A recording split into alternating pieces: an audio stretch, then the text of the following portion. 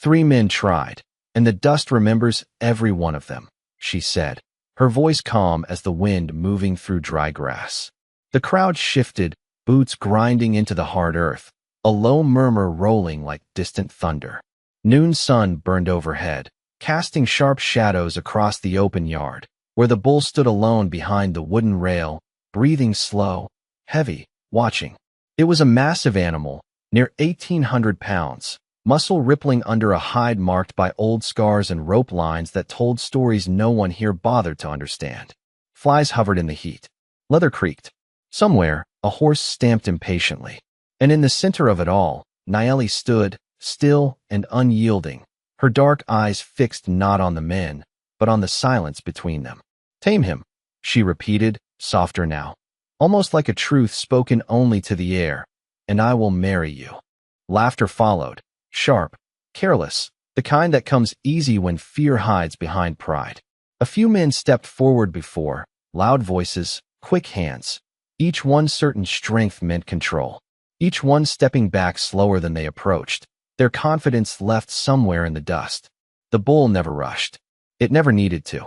It simply stood, head low, eyes steady, as if waiting for someone to finally listen. Ethan Cole watched from the edge of the crowd, hat pulled low, fingers resting loosely against his belt, saying nothing. No one noticed him at first.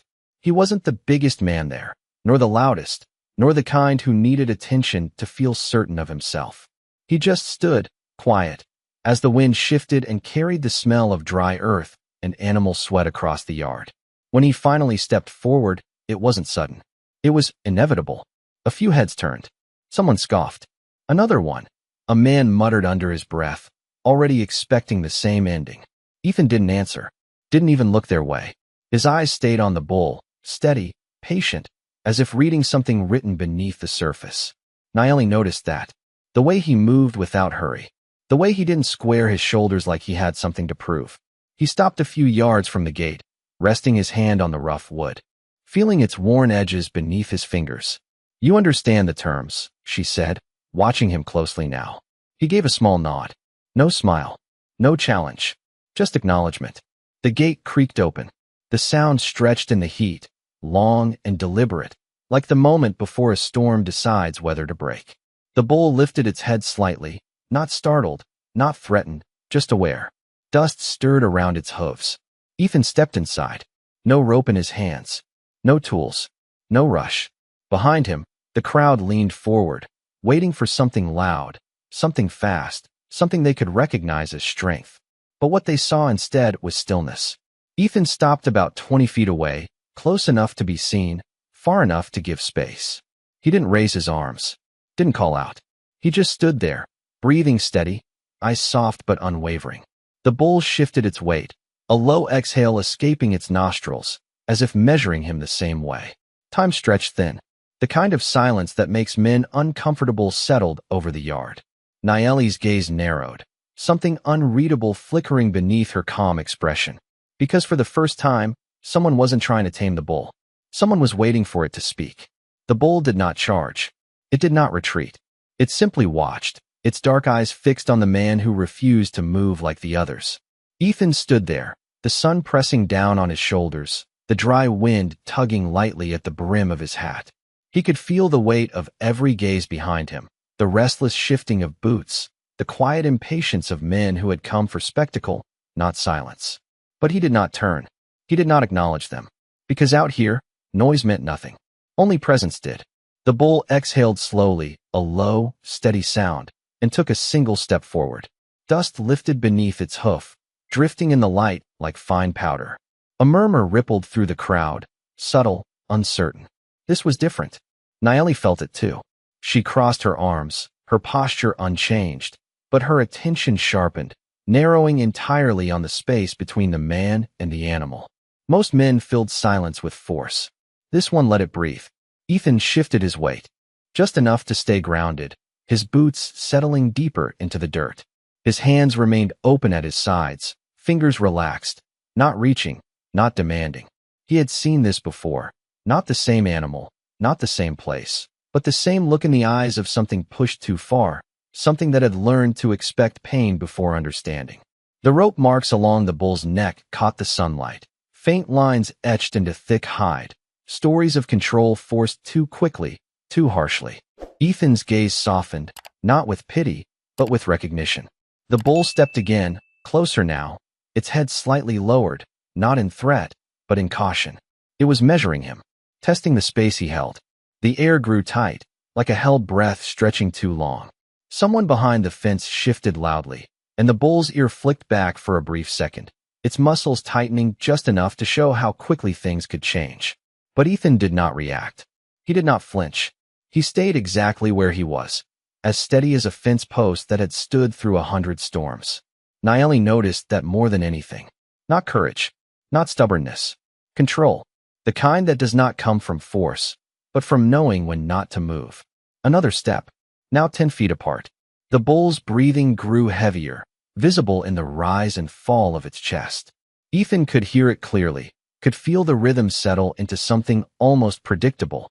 He matched it without thinking, his own breath slowing, deepening, aligning with the quiet language no one had taught him, but life had shown him enough times to understand. The crowd grew quieter. The laughter had faded completely now, replaced by something unfamiliar. Uncertainty. A man near the front leaned forward, squinting as if trying to find the trick, the moment where this would break into something they recognized. But it did not come.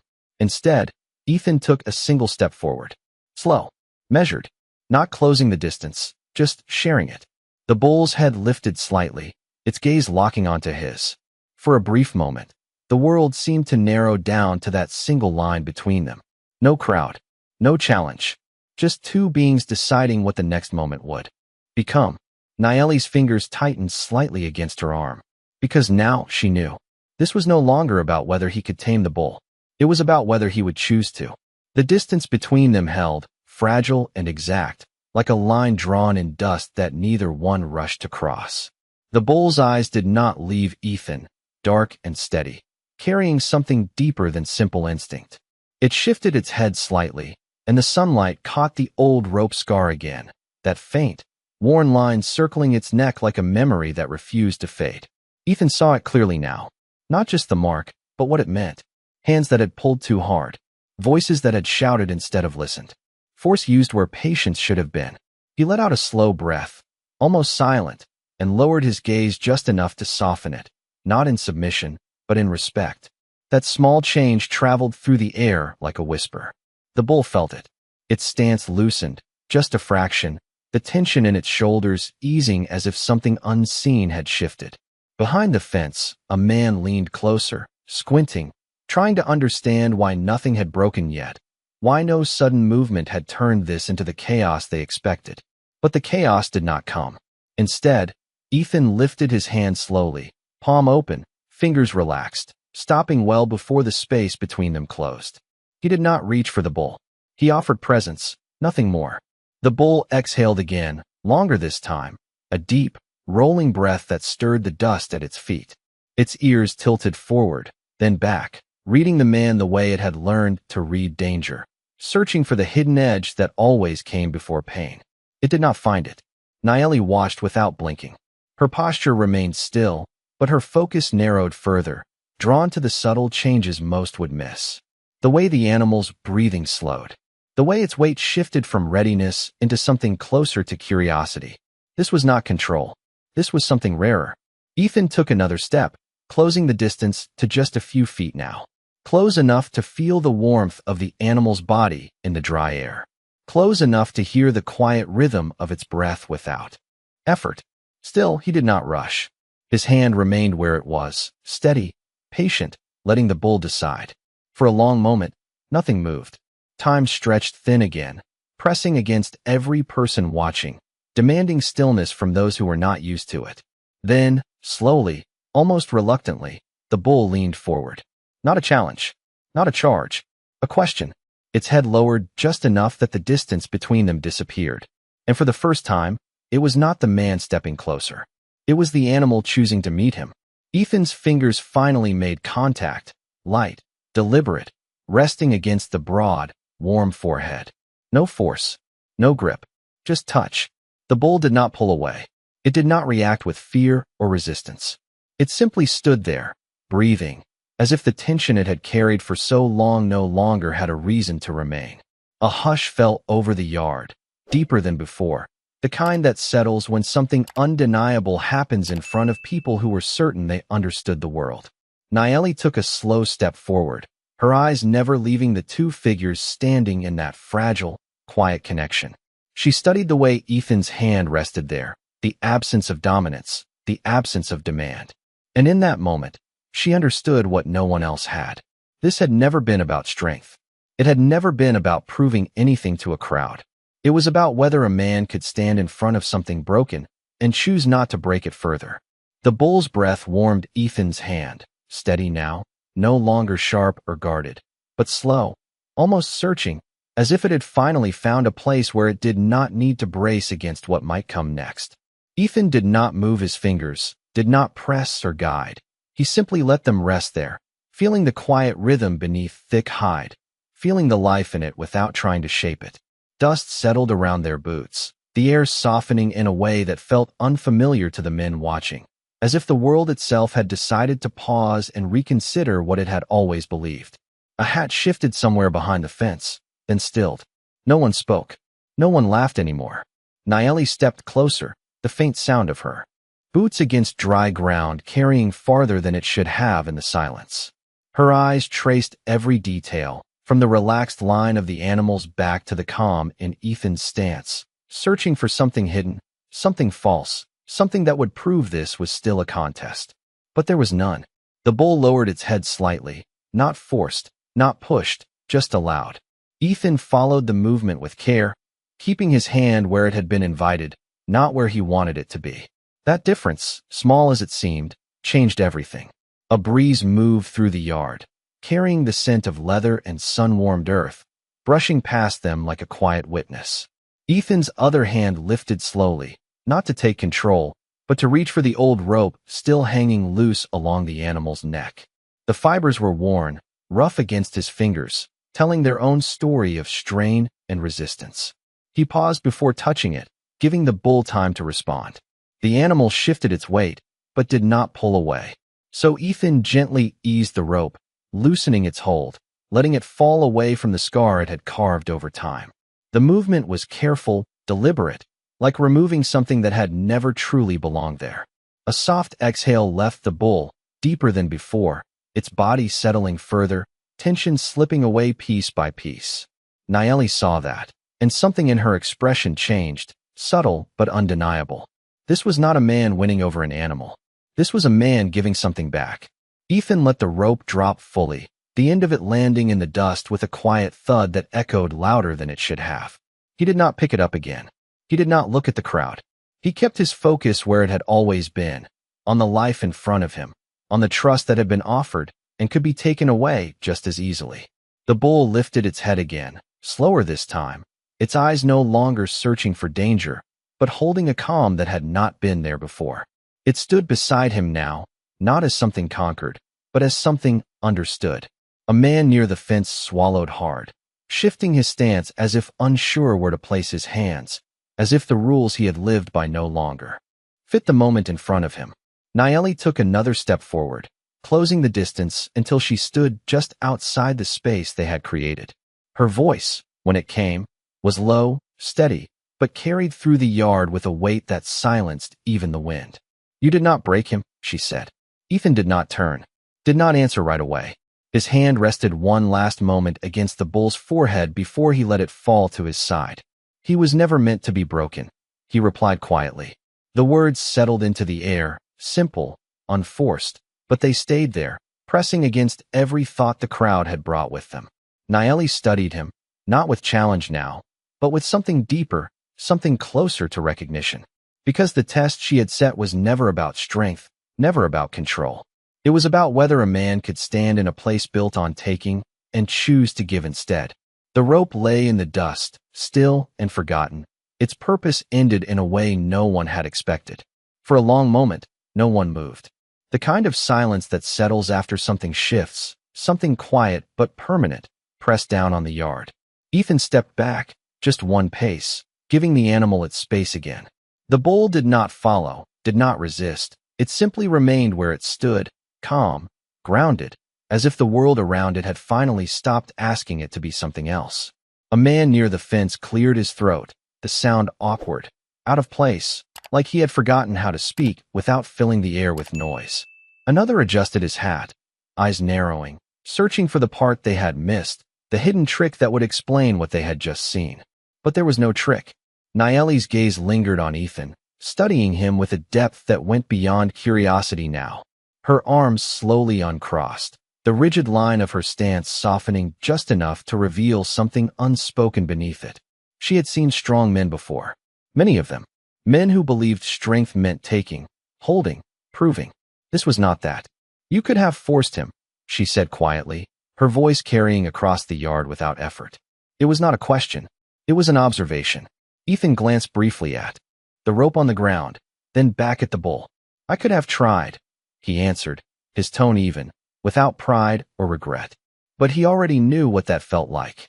The words settled deeper than the dust, reaching places the crowd did not often visit.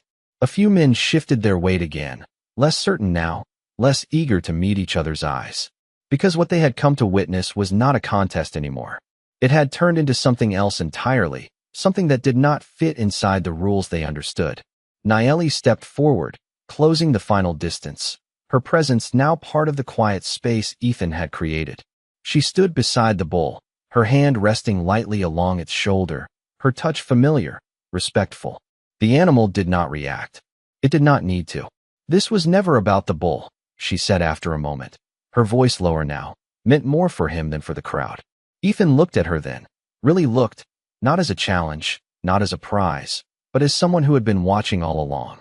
I figured that, he replied softly. A faint breeze moved between them, lifting a strand of her dark hair, carrying with it the scent of sage and sun-warmed earth. Nayeli's eyes held his, steady, searching, but no longer guarded in the same way. Men come here to prove they are not afraid, she continued. They think fear is something you fight.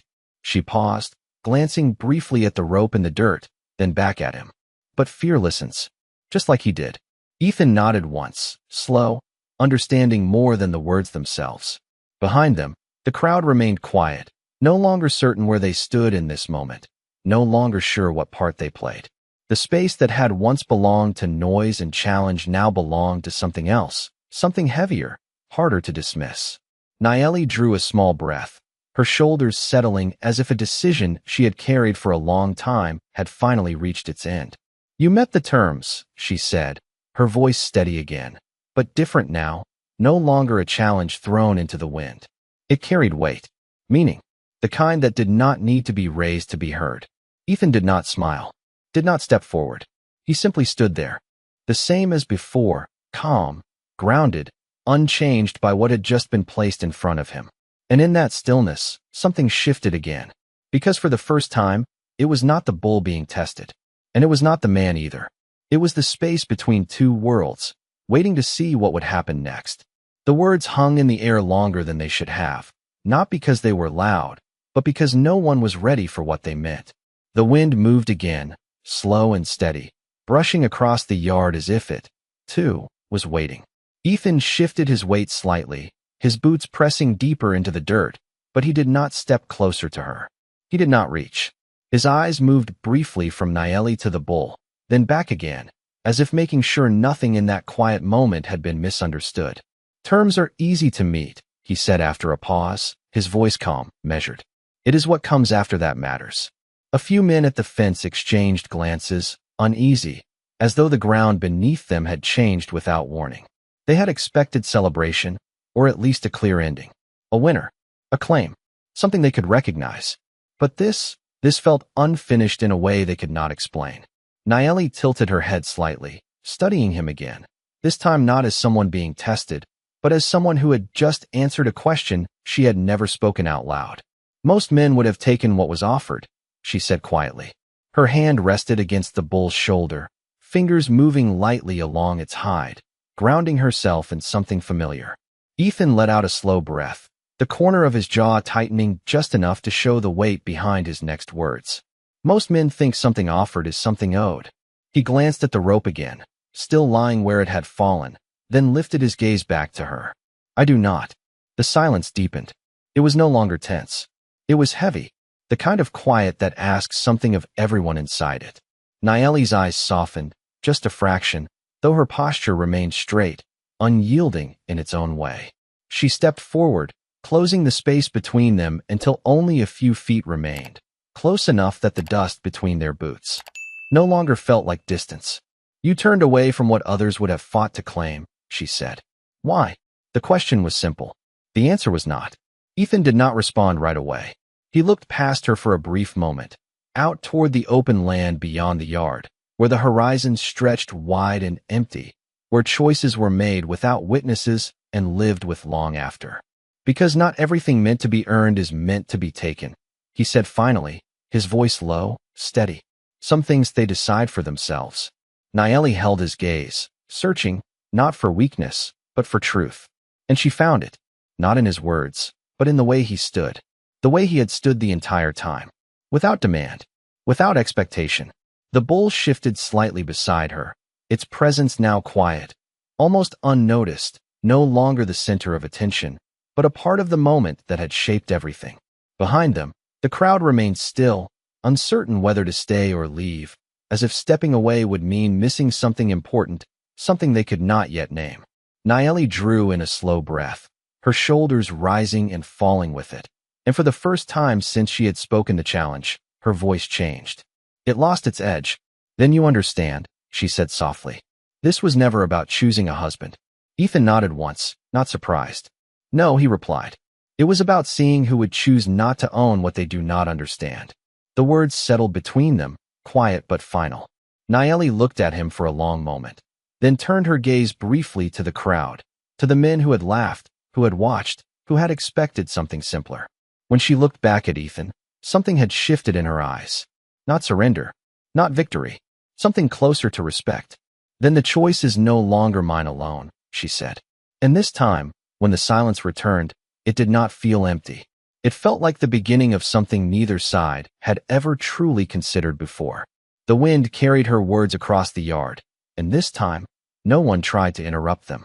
Not a single laugh, not a single careless remark, just men standing still, caught in something they did not expect. To witness. Ethan did not step forward when she spoke. He did not step back either. He remained where he was, grounded, as if the decision she spoke of was not something he could reach for, only something he could meet if it came to him. Nayeli turned slightly, her gaze moving past him, toward the open land stretching beyond the fence, where the horizon blurred into heat and distance. For a moment, she said nothing. Her hand rested against the bull's shoulder, fingers still, as if feeling the quiet strength beneath it. Then she spoke again, softer now, but with a weight that carried farther than before. My people do not give away what belongs to them, she said, and we do not take what does not choose us. The words settled into the dust, simple, but unshakable. Ethan nodded once, his expression unchanged, but his eyes sharper now, aware that this moment had moved beyond anything that could be called a challenge. Then you already know the answer, he replied quietly. Nayeli turned back to him, her eyes holding his, searching for hesitation, for doubt, for anything that might break the stillness he carried so naturally. She did not find it. Instead, she found something far more difficult to face. A man who did not need the outcome to define him. Behind them, one of the men at the fence shifted forward, unable to hold back any longer. So what happens now? He called out, his voice uncertain, lacking the confidence it had carried before. The question hung in the air, but it did not belong to him. It belonged to the space between two people who had yet to decide what this moment would become. Nayeli did not look at the man who spoke. She did not look at the crowd at all. Her focus remained on Ethan, steady, unwavering. Now, she said slowly, we see if you understand what you have refused. Ethan let out a quiet breath, the kind that comes when a path becomes clear, even if it leads somewhere unknown. I did not refuse it, he answered. I just did not take it. The difference mattered. She could hear it. Nayeli took one step closer, closing the last space between them, her presence calm, grounded, but no longer distant. The bull shifted behind her, then settled again, as if the moment had already passed its test. Then do not take it, she said, her voice barely above the wind now. Stand here, and let it come to you, if it will. Ethan held her gaze, the silence stretching once more, but this time it felt different. Not like a question, not like a test. Something closer to an answer waiting to be acknowledged. He did not reach for her. He did not move to claim anything that had been spoken. He simply stood, the same as before, patient, unshaken. And slowly, almost imperceptibly, Nayeli's stance softened. Not in surrender, not in yielding, but in recognition. Because for the first time, she was not standing in front of a man trying to prove himself worthy. She was standing in front of someone who had already chosen who he was, regardless of what she decided. The crowd behind them remained silent, no longer part of the moment, no longer shaping it. This was not theirs to witness anymore. It belonged to something quieter, something deeper than the noise they had brought with them. Nayeli lowered her hand from the bowl, letting it fall to her side. Then, without breaking eye contact, she stepped forward into Ethan's space, not as a challenge, not as a prize, but as a choice made freely, without pressure, without demand. And in that moment, the dust did not rise, the wind did not shift, nothing dramatic marked the change. But everyone felt it. Because out here, the rarest thing was not strength. It was someone who knew when not to use it. The space between them closed without sound, without force, without the kind of moment the crowd had been waiting for. Nayeli stood close enough now to see the fine dust along Ethan's collar, the faint crease at the edge of his eyes from years spent under open sky, the stillness that had not left him once. He did not move to meet her. He did not step away. He simply remained, as he had from the beginning, letting the moment exist without trying to shape it. The bull shifted behind her, turning slightly, no longer watching them as something separate, but as part of the same quiet ground it stood on. The rope remained where it had fallen, half covered by dust, already losing its place in the story. A long breath passed through Nayeli's chest, slow, measured, as if she had carried it for years and was only now deciding to release it. "You stood when others pushed," she said, her voice low, steady, meant for him alone even though everyone could hear it. "You waited when others demanded." Ethan's gaze did not waver. "I listened," he answered simply. The words settled deeper than anything spoken before, not because they were strong, but because they were enough. Nayeli studied him for a long moment, her eyes tracing the quiet certainty in his stance, the absence of need in the way he held himself. Most men filled silence with something, words, movement, control. He had filled it with nothing, and somehow that had carried more weight than anything else. Behind them, the crowd had stopped shifting entirely, as if even the smallest movement would break what they were witnessing. A man lowered his head slightly, not in defeat, but in something closer to understanding he did not yet have words for. Nayeli's hand lifted slowly, not toward him, but toward the space between them, pausing there, suspended, as if asking a question without speaking it. Ethan did not reach for it. He did not close the distance. He waited. The wind brushed past them again, softer now, carrying the faint scent of sage and sun-warmed leather, moving through the yard like a quiet acknowledgement. And then, without urgency, without pressure, Nayeli placed her hand in his. The contact was light, deliberate, not a claim, not a surrender, but a decision made without force. Ethan's fingers closed gently, not holding, just meeting, the same way he had met the bull, the same way he had met every moment that had led them here. The simplicity of it settled over the yard like a final truth. No cheer followed. No celebration broke the silence. Because what had happened did not belong to the crowd. It was not something they could take part in or turn into a story of winning and losing. It was something quieter, something that asked them to reconsider what they thought strength looked like. Nayeli's eyes softened fully now, the last edge of distance gone, replaced by something steady. Something chosen. "You did not take what was offered," she said. "You let it choose you." Ethan gave a small nod, his voice barely above the wind. "That is the only way it means anything." The bull moved a few steps away, calm, unbothered, as if its part in this had already been completed. The rope lay still, forgotten entirely now, a piece of the past that no longer held power over the present. Nayeli glanced once toward the horizon, then back at Ethan, her grip steady, certain. "Then you understand what comes next," she said quietly. Ethan looked at her, not questioning, not resisting, but not assuming either. "Only if you do," he replied. The silence that followed was not empty. It was full, carrying everything that had not been spoken, everything that did not need to be. And somewhere in that quiet, something shifted beyond the two of them, something the crowd could feel, but not yet name. Because out here, the rarest thing was not a man who could stand his ground. It was a man who knew when to leave space for something else to stand beside him. The wind moved softer now, carrying the quiet weight of what had just been decided, not declared, not claimed, but understood. Ethan did not tighten his grip when her hand rested in his. He did not pull her closer, did not turn toward the crowd as if expecting anything from them. He simply stood, steady as before, letting the moment remain exactly what it was. Nayeli watched him for a long breath, her fingers still in his, feeling not strength, not possession, but something far rarer. Absence of need. And in that absence, something stronger had taken its place. Behind them, the men who had come for spectacle stood without words, their boots planted in the same dust that had once carried their laughter. No one stepped forward. No one challenged what they had seen, because there was nothing left to challenge. The bull had moved farther into the open yard now, head low, calm, no longer carrying the tension that had defined it. It did not look back. It did not need to. The rope, half buried in the dirt, lay still, forgotten by everyone except the wind that slowly covered it grain by grain. Nayeli's gaze followed the animal for a moment, then returned to Ethan. "Where I come from," she said quietly. "A man who listens is trusted more than a man who wins." Her voice carried no edge now, no test hidden beneath it, only truth.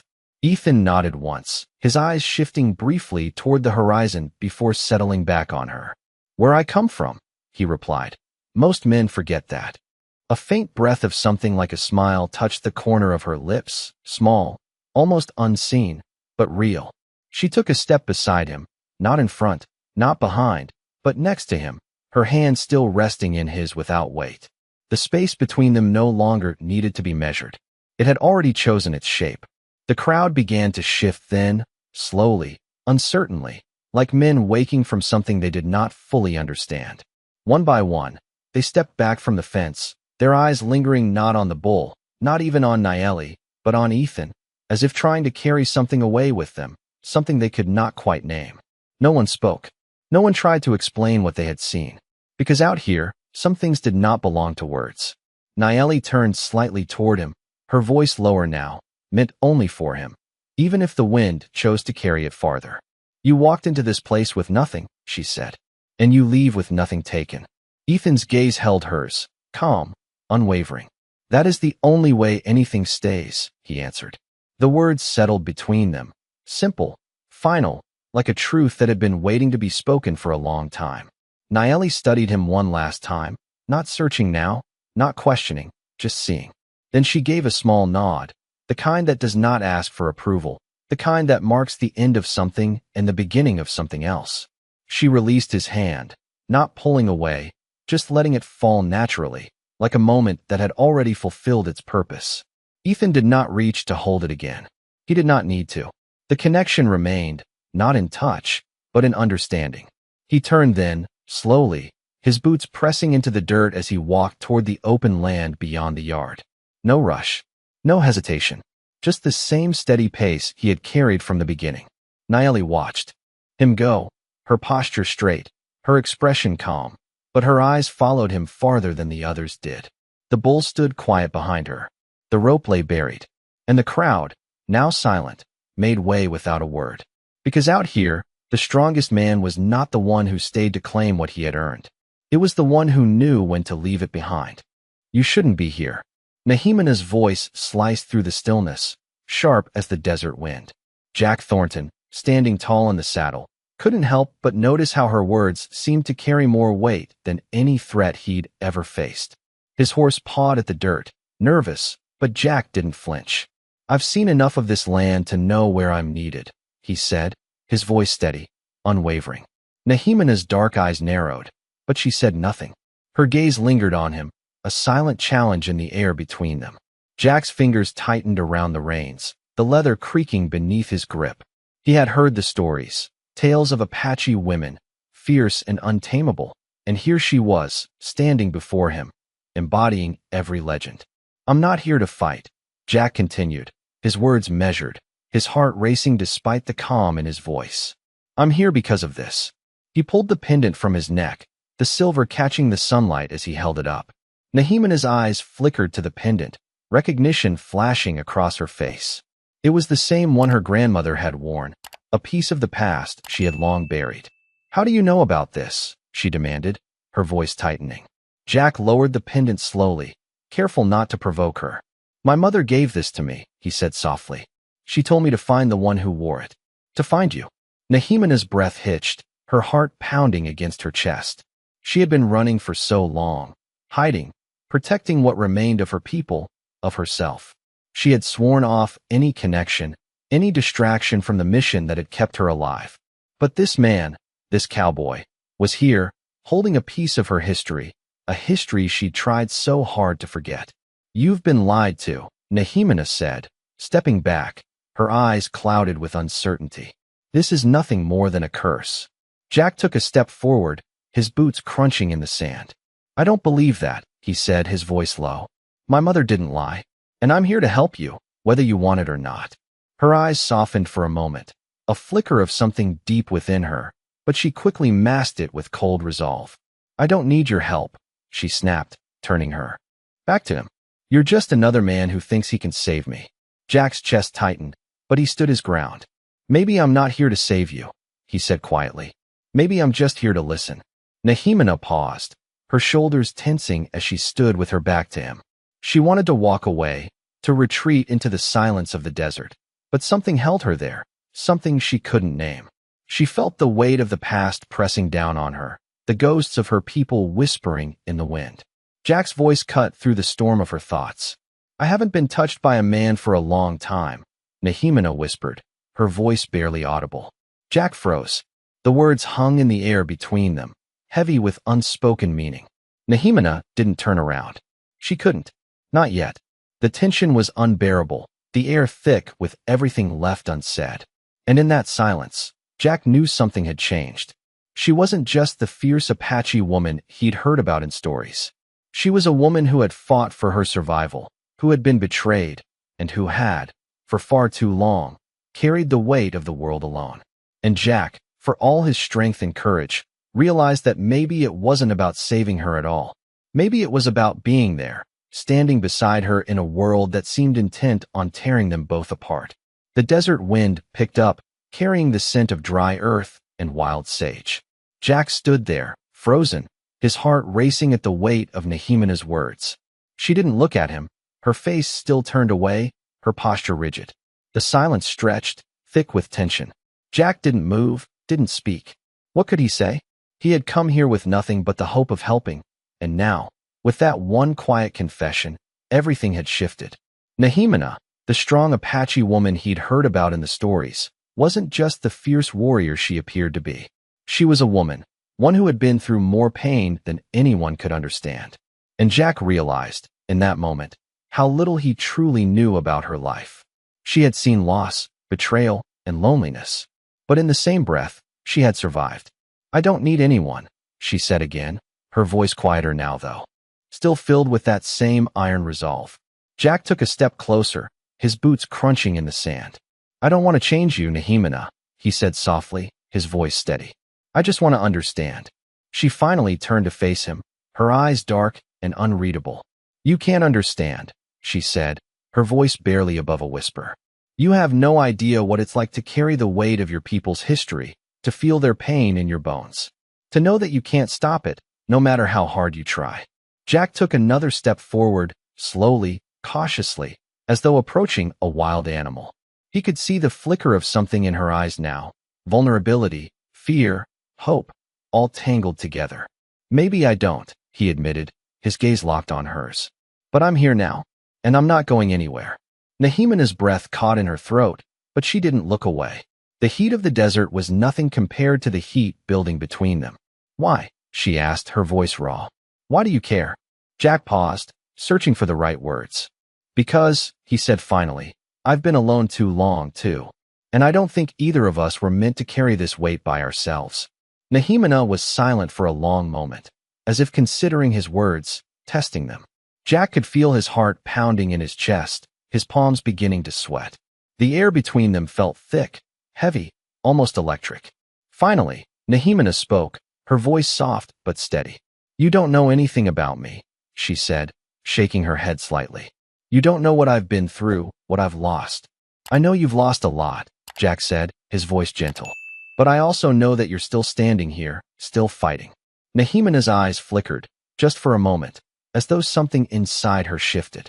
Jack could see it in the way her shoulders softened, in the way she seemed to breathe just a little easier. "Maybe," she said quietly, "maybe I don't have to do it all alone." Jack smiled, just a little, and took another step closer. "I'm not asking you to. I'm here to help, to stand with you." Nehemina met his gaze again, her dark eyes searching his face, as if trying to read his every thought. "And what? If I can't trust you?" she asked, her voice barely above a whisper. Jack didn't hesitate. "Then let me earn your trust," he said, his voice filled with sincerity. "One step at a time." For a long moment, Nehemina didn't respond, and Jack wondered if he had said the wrong thing. But then, she did something that surprised him. She stepped back, just a little, and pulled something from her pocket. It was a small, weathered piece of leather, etched with markings Jack didn't recognize. She held it out to him. "Take this," she said, her voice quiet.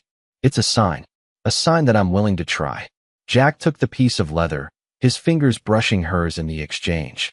The contact sent a jolt through him, but he didn't pull away. He looked at the leather, studying the markings, and then back at Nehemina. "Thank you," he said, his voice full of meaning. Nehemina nodded, her gaze softer now, though still guarded. "Don't thank me yet," she said, her voice quiet but firm. "This is just the beginning." And in that moment, Jack knew that the journey ahead wouldn't be easy, but it would be worth it. For the first time in a long while, he wasn't sure of everything. But he was sure of one thing. He wasn't going anywhere. The sun hung low in the sky, casting long shadows over the dry earth as Jack and Nehemina sat by the campfire. The crackling of the fire was the only sound between them, the silence thick with unspoken thoughts. Jack, his face illuminated by the orange glow, studied Nehemina's profile. She was staring into the fire, her expression unreadable. It had been days since that moment when she had given him the leather piece, and still, the tension between them lingered. Nehemina hadn't said much since then, but Jack could feel the change, the subtle shift in the air when they were together. It was as if she was finally beginning to trust him, though she would never admit it out loud. The wind shifted, carrying the scent of sage and wildflowers, and Jack took a deep breath, gathering the courage to speak.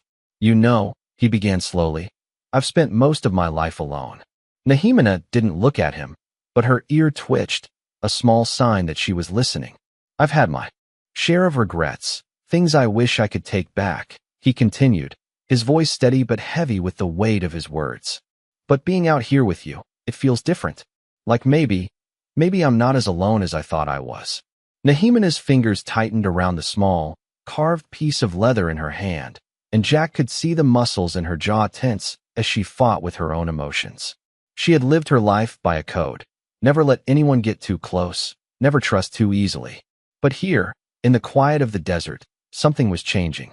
The desert, harsh and unforgiving, had a way of making people face their truths. Nehemina had learned that lesson the hard way. She had buried her pain, her grief, behind a wall of strength that only the brave could break through. But Jack wasn't afraid to stand there, to wait until she was ready. "You don't have to say anything," Jack added, his voice softening. "I'm not asking for anything in return. I just want you to know that I'm here. For as long as you need." Nehemina's gaze flickered toward him, her dark eyes meeting his for the first time in what felt like an eternity. There was no anger, no judgment in them, just the faintest hint of something more. Something raw. She opened her mouth, but no words came out. Instead, she let out a deep breath, her shoulders relaxing. For a moment, it was as if the weight of the world had lifted, just enough for her to breathe. "You're different," she said, her voice quiet but steady. "I've met men like you before, but they always wanted something. They wanted to change me, make me fit into their world." Jack shifted, his hands resting on his knees. "I'm not trying to change you," he said, his voice filled with sincerity. "I don't want to change you. I want to understand you. And maybe, just maybe, you could understand me, too." Nehemina looked down at the leather piece in her hands, her fingers tracing the intricate patterns as if searching for something in the lines. She had lived a life of survival, of constant vigilance. She had built walls, not just to protect herself, but to keep everyone else out. It had been easier that way. But Jack had cracked a few of those walls, and now she wasn't sure how to put them back up. "I've trusted people before," she said, her voice barely a whisper. "And they've hurt me." Jack didn't speak for a long moment, letting her words hang in the air. The fire crackled softly, the only sound between them. He understood. He knew what it was like to trust someone and have that trust broken, to carry the weight of it for years. "I won't hurt you, Nehemina," Jack finally said, his voice firm. "I promise you that." Nehemina met his gaze again, and for the first time, Jack saw something different in her eyes. It was a fleeting moment, but it was there, a glimmer of hope, of something new. She looked away quickly, as if afraid to let herself believe it. Jack could see the battle inside her, the struggle between what she wanted and what she feared. But he wasn't going anywhere. He had made that promise to himself. "Thank you," she said finally, her voice softer than before. "For being here. For not giving up on me." Jack smiled, his heart lightening at her words. "I'm not going anywhere," he repeated. "Not as long as you need me." The desert night settled around them, the stars overhead shining brightly, and for the first time in a long while, Jack felt a sense of peace. They had a long road ahead of them, but tonight, at least, they weren't alone. The sun had set, leaving the desert sky painted in shades of purple and gold.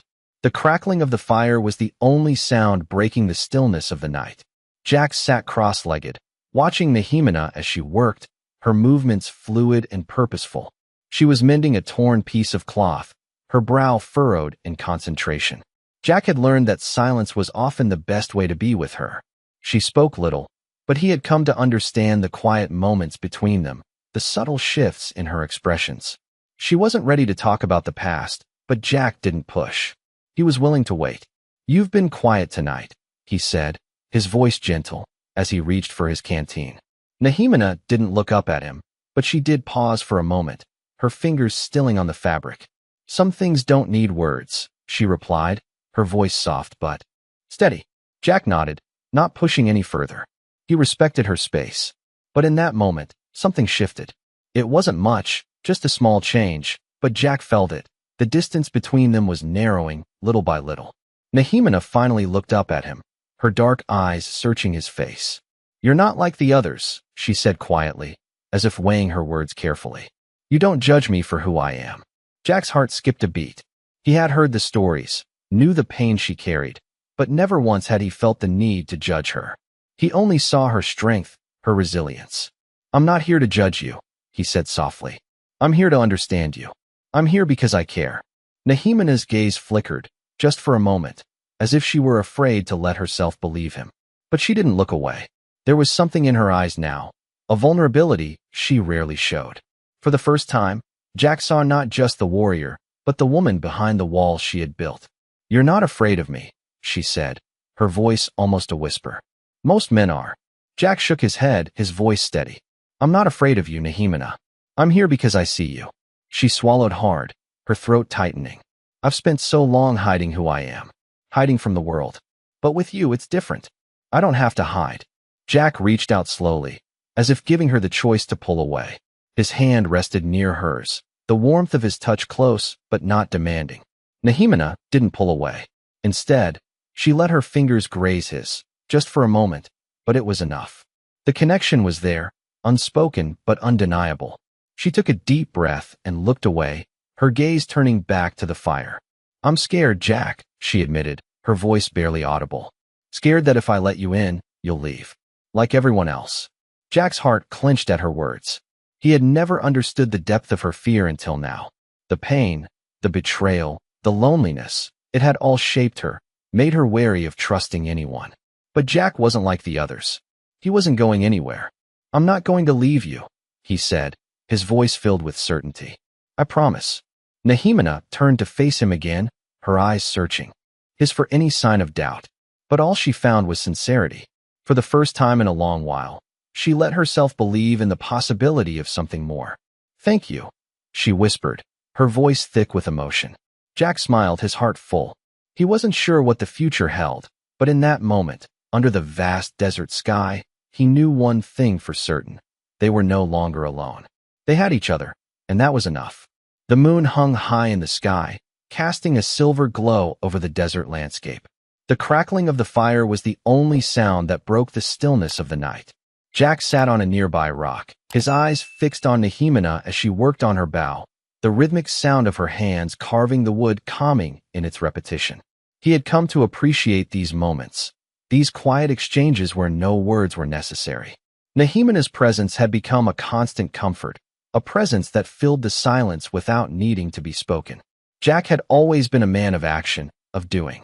But here, with Nehemina, he was learning to be still, to listen without rushing. "You've been quiet again," Jack said softly, breaking the comfortable silence. Nehemina didn't look up from her work, but her hands stilled for just a moment. "Some things don't need to be said," she replied, her voice calm, but there was a hint of something deeper in her tone. Jack nodded, respecting her space. He had learned that with Nehemina, patience was key.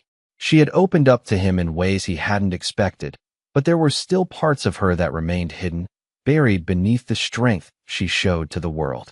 "I understand," Jack said, his voice gentle. "I'm not in a hurry. I'll wait as long as you need." Nehemina finally looked up, meeting his gaze for the first time that evening. Her dark eyes searched his face, as if looking for something, testing him. "Why?" she asked, her voice quiet, but the question held weight. "Why do you stay? Why not leave like the others?" Jack felt his heart tighten at the question. He had been asking himself the same thing for days now. Why was he still here, in this harsh desert, with a woman so different from anything he had known? But as he looked at Nehemina, her strength and vulnerability in equal measure, he knew the answer. "Because you're worth staying for," he said simply, his voice steady. Nehemina's eyes softened, but she quickly looked away, a small blush creeping into her cheeks. It was rare for her to show any sign of vulnerability, and Jack saw it for what it was, a moment of trust. He didn't push her, didn't try to fill the silence that followed. Instead, he watched as she returned to her bow, her movements graceful and focused. Time passed, the stars above twinkling in the vast sky, and Jack found himself lost in thought. The road ahead was still uncertain. There were dangers, challenges, and uncertainties that lay between them. But in this moment, none of that seemed to matter. All that mattered was the quiet connection they had, the unspoken bond that was growing between them. Nehemina finished her work on the bow and stood, stretching her arms above her head. "I should be getting some rest," she said, her voice soft, almost hesitant.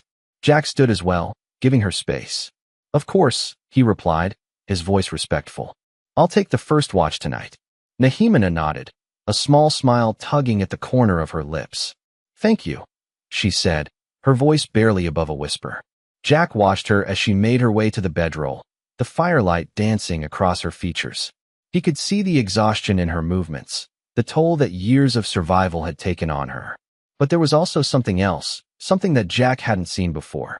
It was hope, fragile and quiet, but it was there. As Nehemina settled into her bedroll, Jack took his place by the fire, his eyes scanning the desert around them. The night was still, peaceful even, but Jack remained vigilant.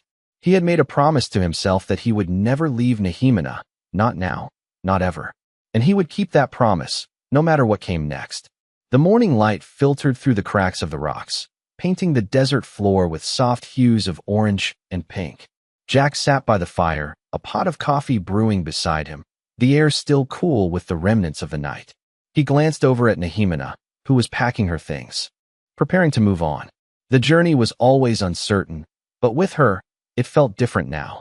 There was a quiet understanding between them, a bond that had been growing stronger with each passing day. Nehemina looked up from her pack, meeting Jack's eyes for a moment before turning away quickly, as if to hide the emotions that flickered across her face. "You're quiet today," Jack said, breaking the silence. Nehemina didn't answer right away, her fingers tightening around the straps of her pack. "I'm just thinking," she said softly. Jack nodded, knowing she wasn't one to share much about her thoughts. He didn't press her, but the quiet tension in the air made it clear that something was on her mind. The sun climbed higher, and Jack stood, stretching his stiff muscles.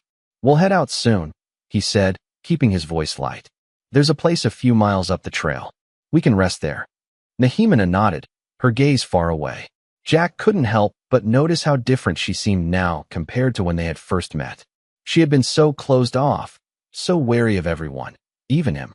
But now, there was a softness in her eyes that hadn't been there before. It was as if, little by little, she was letting herself trust him. They packed up camp in silence, and as they walked along the trail, Jack noticed that Nehemina seemed more at ease than usual. Her steps were steady, but there was a new lightness to her movements. It was a small thing, but Jack felt it. They had been traveling together for weeks now, and in that time, they had learned more about each other than either of them had expected. Jack had learned that Nehemina wasn't just a warrior. She was a woman who had known loss, betrayal, and hardship. She had a past that was hard to forget, but with every step they took, she was slowly letting go of the wall she had built around herself. As they walked, Jack found himself thinking about the promise he had made to her, the promise to stand by her, no matter what. It wasn't just about protecting her from the dangers of the world. It was about being there for her, in the quiet moments, the moments when she didn't need saving, but just someone to stand beside her. Nehemina, for her part, was still hesitant to let herself believe in that promise. She had been hurt too many times before, and trust didn't come easily for her. But Jack wasn't going anywhere. Not now, not ever. I'm glad you're here, Nehemina said suddenly, her voice barely above a whisper. Jack looked over at her, surprised by the softness in her tone. I never thought I'd say that, she added, almost to herself. Jack smiled, his heart lightening. I'm glad I'm here too, he said, his voice steady. We're in this together, Nehemina. I told you, I'm not going anywhere. For the first time in what felt like forever, Nehemina's lips curved into the faintest of smiles. It was small, almost imperceptible, but it was enough. Jack knew it was a step forward, a sign that, despite everything, she was beginning to trust him. They continued on their journey, the desert stretching out before them, endless and beautiful. The road ahead was still uncertain, but Jack was ready for whatever came next. With Nehemina by his side, he knew they could face anything. It wasn't just about surviving anymore. It was about building something more, a connection that went beyond the battles they had fought, beyond the scars they both carried. It was about finding peace in each other's company. And for Jack, that was enough. The sun had risen high in the sky, painting the desert with the harsh light of midday. Jack and Nehemina had been walking for hours, the weight of the journey pressing down on them. The landscape stretched out in every direction, endless and unyielding, but Jack felt a sense of calm. With each step, it felt as if they were moving closer to something, though neither of them knew exactly what. They had been through so much together already, but there was still a long road ahead. Nehemina walked beside him, her pace steady but her face unreadable. She had been quieter than usual lately, her mind clearly occupied with something deep inside her. Jack glanced at her, his concern growing. Nehemina, he said, his voice breaking the silence. Are you all right? Nehemina didn't answer immediately, her eyes focused on the horizon. She seemed lost in thought, her brow furrowed in concentration. Finally, after a long pause, she spoke, her voice low but steady. I've been thinking, she began, her words measured, about what comes next. Jack stopped walking, his heart pounding in his chest. He knew that look in her eyes, the same look she had whenever she was preparing to say something important. He turned to face her, his expression softening. What do you mean? He asked. Nehemina stopped as well, her eyes locking with his. You've stood by me through everything, she said, her voice thick with emotion. You've stayed when others would have left. But I need to know, what do you want from me, Jack? What do you expect? Jack's heart sank at the question. He had never really asked himself that. What he wanted, what he expected. All he had known was that he didn't want to lose her. He didn't want to go back to the loneliness that had once consumed him. But now, standing before her, he realized how much he had come to care for her, not just as a partner on this journey, but as someone he wanted to share his life with. I don't expect anything from you, Nehemina, Jack said, his voice calm but firm. I'm not here to make demands. I'm here because I want to be with you. Because I care about you. Nehemina's eyes softened for a moment, but she quickly looked away, as if afraid to let herself believe him. I don't know what to do with that, she said, her voice barely above a whisper. I've never had someone care about me like that. I don't know if I can. I don't know how to trust it. Jack reached out slowly, his hand resting gently on her shoulder.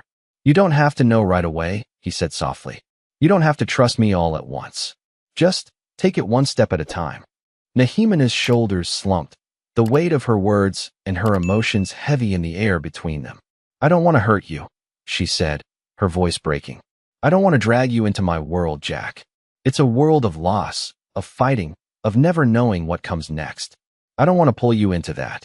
Jack shook his head, his heart aching for her. I've already chosen Nehemena, he said firmly. I'm here. I've chosen to be with you, and I'm not going anywhere.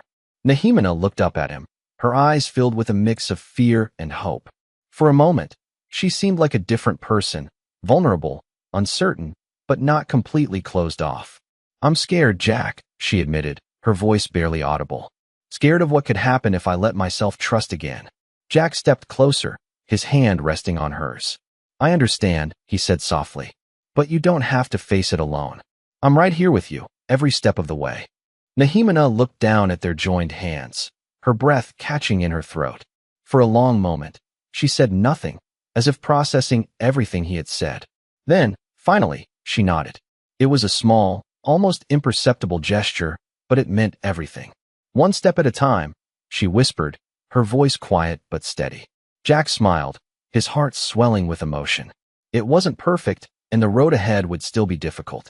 But in that moment, under the vast desert sky, he knew that they had taken the first step towards something new, something that could change everything. The days passed, and the desert seemed to stretch on forever, a never-ending expanse of sand and rock. Jack and Nehemena had fallen into a rhythm, their days marked by the simple acts of survival, gathering water, setting camp, sharing the quiet moments between the tasks. Yet, despite the peace of their routine, there was an undercurrent of tension that neither of them could shake. Nehemena was still distant, still holding on to something deep within her, something that kept her from fully letting go. Jack had noticed it, felt it in the way she would sometimes stare off into the distance, lost in thoughts that were far away from the present. He didn't press her, not yet. He knew better than to rush her. She had to come to him on her own terms. It was late afternoon when it happened. They were sitting around the campfire, the heat of the day giving way to the cool of the evening. The flames flickered, casting dancing shadows across their faces. Nehemena, as always, was quiet, her eyes fixed on the fire. Jack watched her, his mind turning over the words he had been wanting to say. It had been days since. They had spoken about trust, about what came next. He felt the weight of it between them, the unspoken tension that seemed to fill every moment they shared. Finally, unable to stand the silence any longer, Jack spoke. I've been thinking, he said, his voice low, as if the very act of breaking the silence was a heavy thing. Nehemena didn't look at him, but she did respond with a soft hum, acknowledging that she was listening. About us, he continued, choosing his words carefully. About where we go from here. I know it's been hard for you, and I don't want to push you, but I also need to know, where do we stand? There was a long pause. Nehemena's fingers twitched at her side, but she said nothing. Jack held his breath, waiting for her response. When she finally spoke, her voice was soft, but the words hit him with the weight of truth. I don't know, Jack, she said, her eyes still fixed on the fire. I've spent so long building walls, protecting myself, that I don't know how to let them down. Jack felt a pang in his chest at her words, but he didn't look away. You don't have to do it all at once, he said, his voice gentle but firm. I'm not asking for everything, Nehemena. I'm just asking for a chance. She was quiet for a long time, the only sound the crackling of the fire. Jack thought for a moment that she might say nothing at all, that she might retreat back into the fortress she had built around herself. But then, finally, she turned her head slightly, her eyes meeting his. And if I let you in, she asked, her voice a whisper, what happens then? Jack's heart raced, but he kept his voice steady. Then we face it together, he said, his gaze unwavering. We take it one step at a time, and whatever comes, we deal with it together. Nehemena seemed to consider this for a moment, her eyes searching his face, as if trying to read the truth in him. Jack didn't flinch, didn't look away. He had made his choice, and he was willing to stand by it, no matter what. I've never had anyone promise me that, Nehemena said, her voice soft but full of emotion. But I don't know how to trust it. Jack took a deep breath, reaching out slowly, his hand resting gently on hers. "I'm not asking you to trust it all at once," he said. "I'm just asking for you to take a chance." Nehemina didn't pull away, but she didn't answer right away either. For a moment, the world seemed to hold its breath, and then, in a movement so small it could have been missed, Nehemina's hand shifted, her fingers brushing against his. It wasn't much, but to Jack, it felt like everything. "One step at a time," she whispered, her voice barely audible. Jack's heart swelled in his chest, and he squeezed her hand gently, his eyes never leaving hers. They didn't need to say anything more. The promise had been made, not in grand declarations, but in the quiet connection between them, in the shared understanding that whatever came next, they would face it together. The days passed, and the desert seemed to soften with each sunrise. The once harsh, unyielding landscape now felt like home, a place where Jack and Nehemina had carved out a small space of peace. As they walked side by side, the distance between them continued to shrink, their bond growing with each step. The silence that had once been so heavy now felt comforting, the unspoken words speaking volumes. Nehemina had opened up more in the last few days than Jack ever thought she would, and though she still had moments of doubt, she seemed to be leaning into their connection, letting herself believe in something more. One evening, as the sun dipped low, painting the sky in brilliant shades of orange and red, Jack found himself watching Nehemina. She was sitting by the fire, her face illuminated by the dancing flames, her expression serene. It was rare to see her so at ease, and Jack couldn't help but feel a sense of gratitude. He had never expected to find peace in the desert, let alone with someone like Nehemina. "Are you thinking about the journey ahead?" Jack asked, his voice low, as if not wanting to break the moment. Nehemina turned her head slightly, meeting his gaze. "I was thinking about how far we've come," she said, her voice soft. Jack smiled, the warmth of the fire reflecting in his eyes. "It feels like we've been walking forever," he said, "but somehow, it doesn't seem so bad with you here." Nehemina's lips quirked into a small smile, the first real one Jack had seen that day. "I've never had someone say that to me before," she admitted, her voice tinged with a hint of surprise. "That I make things easier." Jack leaned forward, his elbows resting on his knees. "You make everything easier, Nehemina," he said, his tone sincere. "I don't think you realize how much of a difference you've made in my life." There was a long pause, and for a moment, Nehemina looked away, as if processing his words. Jack didn't push her to respond. He didn't need her to. He was content with the quiet connection they had. But after a moment, Nehemina spoke, her voice barely above a whisper. "I've always been afraid of letting people get too close," she said. "Afraid that if I did, they would leave. That they'd see the parts of me I've spent so long hiding." Jack sat up straighter, his gaze softening. "I'm not going anywhere, Nehemina," he said, his voice firm with conviction. "I told you I'm here. Not just for the journey, but for everything that comes after it." Nehemina's eyes searched his face, as if looking for something. Truth, perhaps, or reassurance. After a moment, she nodded, as if deciding something within herself. "I believe you," she said quietly, her voice tinged with vulnerability. Jack's heart lifted at her words, and for a brief moment, everything felt right. They were no longer just two people traveling through the desert. They were partners, facing the world together, and that made all the difference. As the fire flickered between them, Jack felt the weight of their shared journey, the hardships they had faced, and the bond they had forged. It wasn't just about survival anymore. It was about the quiet moments, the trust they had built, and the future they were beginning to imagine together. Nehemina stood up slowly, stretching her arms above her head, her silhouette outlined by the firelight. "We should rest," she said, her voice steady, but there was a softness to it, a warmth Jack had come to cherish. He nodded, standing to follow her. "We will," he said, his voice low. As they made their way to their bedrolls, Jack glanced over at Nehemina. She met his gaze with a quiet smile, and for the first time in a long while, Jack felt the peace he had been searching for. The journey wasn't over, and the desert still held its dangers, but with Nehemina by his side, Jack knew that they could face whatever came next. Together.